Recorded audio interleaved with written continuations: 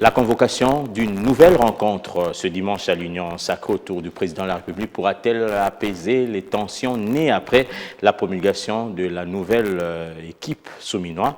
Cette nouvelle équipe a été rendue publique jeudi tard dans la soirée. La grande partie a été reconduite.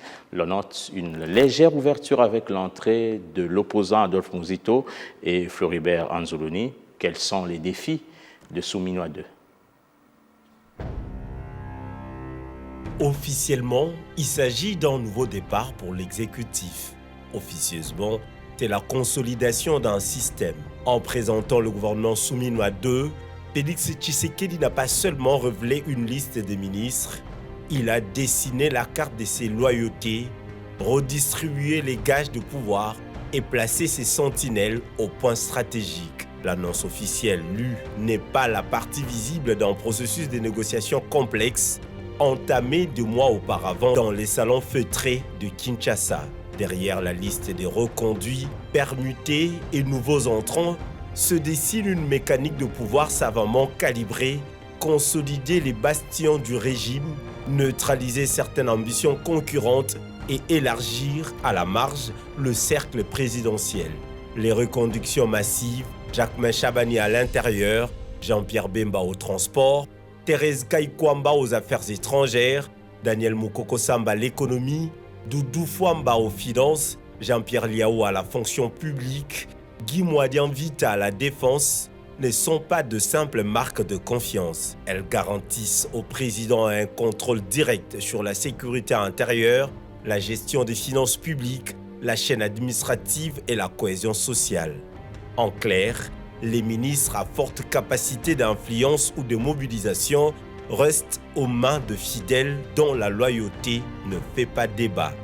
Un remaniement calibré pour tenir la machine jusqu'en 2028, tout en envoyant des signaux maîtrisés aux partenaires étrangers.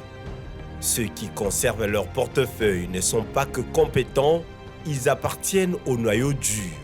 Ces postes régaliens ne bougent pas, signe que le président ne tolère aucun risque dans le secteur où la loyauté prime surtout. C'est un gouvernement qui va travailler dans la matérialisation de la vision de son Excellence Félix-Antoine Tshisekedi Tshilombo, président de la République, chef de l'État et haute autorité politique de l'Union sacrée de la Nation. Les changements de portefeuille, Moyindo Nzangi passe au ministère de l'Agriculture, loin des arbitrages stratégiques qu'offrait le développement rural. Aimé Boji Sangara glisse du budget à l'industrie, un poste important mais moins politique. F. Bazaïba quitte l'environnement pour les affaires sociales, un portefeuille où l'exposition médiatique est plus diffuse. Ces déplacements ressemblent à des mises en retraite déguisées et s'apparentent moins à des promotions qu'à des repositionnements tactiques. Dans certains cas, il s'agit de replacer des personnes trop exposées ou en perte de rendement sur des terrains moins inflammables. Dans d'autres, de redonner du souffle à des secteurs jugés en retard, tout en maintenant les acteurs dans l'orbite présidentielle. Ces permutations ne sont pas des simples changements de décor. Vice-premier ministre, ministre du budget, Messieurs Adolphe Mouzito Fumushi. Ministre d'État, ministre de la Justice et garde des Sceaux, Messieurs Guillaume Ngefa Atondoko Andali. Ministre d'État, ministre des Hydrocarbures, Madame Acacia Badumbola Mbongo. Elles servent aussi à affaiblir certaines ambitions ou à éloigner des figures devenues trop autonomes. Des arrivées à double lecture, Adolphe Mouzito au budget, en retour qui étonne autant qu'il intrigue. Ancien Premier ministre, ex-opposant, presque un pacte tacite avec une frange de l'opposition molle pour fracturer les lignes adverses. Il symbolise aussi un rapprochement ciblé avec certaines franges de l'élite politique qui, bien que critiques, restent ouvertes à des alliances de circonstances. Eliezer Ntambwe, ministre délégué aux anciens combattants, figure médiatique, un pari sur la popularité, mais aussi un moyen de capter une partie de l'opinion urbaine et des réseaux sociaux. Son influence médiatique au service du régime, tout en cantonnant sa marge de manœuvre à un poste peu explosif. J'attendais qu'on nous dise que Moutamba a pris autant d'argent qu'il a utilisé à autre chose, honorable président. C'est que je n'ai pas entendu. Honorable président, parce que, honorable président, il y a les faits qui sont là, qu'on doit nous présenter.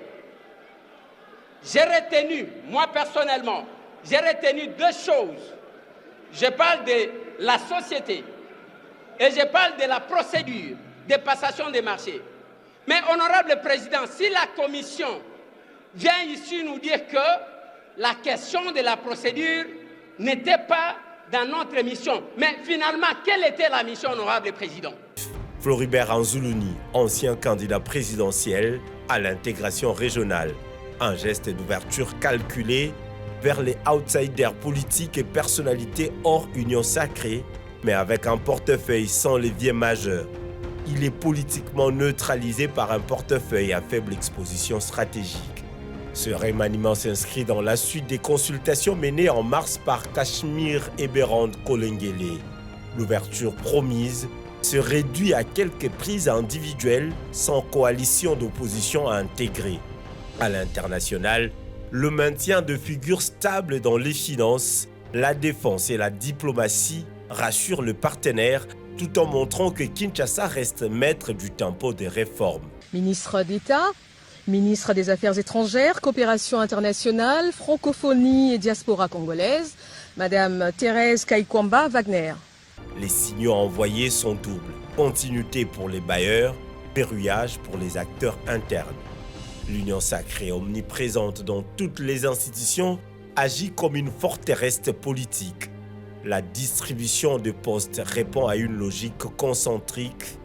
Premier cercle, ministère régalien et économique confié aux fidèles. Deuxième cercle, portefeuille technique ou sociaux attribués aux alliés sûrs.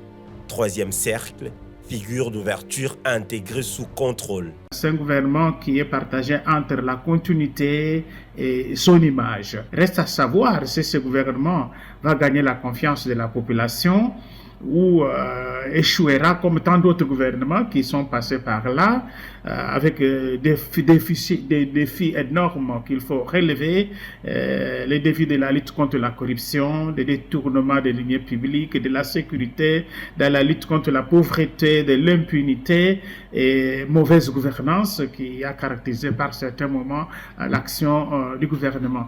Donc au niveau de la nouvelle société civile congolaise, nous allons doubler la vigilance citoyenne pour continuer à suivre l'action de ce gouvernement dans tout ce qu'ils pourront faire, tout ce que nous pouvons dire à ce stade. Souminois 2 n'est pas un simple rafraîchissement gouvernemental. C'est un exercice de maîtrise du pouvoir où chaque nomination répond à un calcul. Protéger le cœur du régime, acheter la paix avec certaines figures, neutraliser les velléités concurrentes, un remaniement vitrine à l'extérieur, mais en interne, une mécanique huilée pour que rien ne dérape avant la prochaine échéance présidentielle.